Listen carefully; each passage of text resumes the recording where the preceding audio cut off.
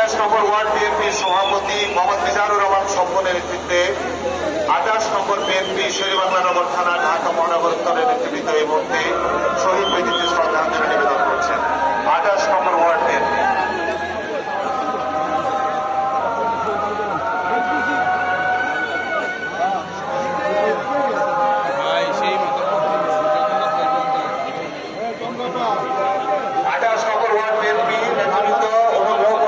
ব্যানারটি সরিয়ে ফেলুন।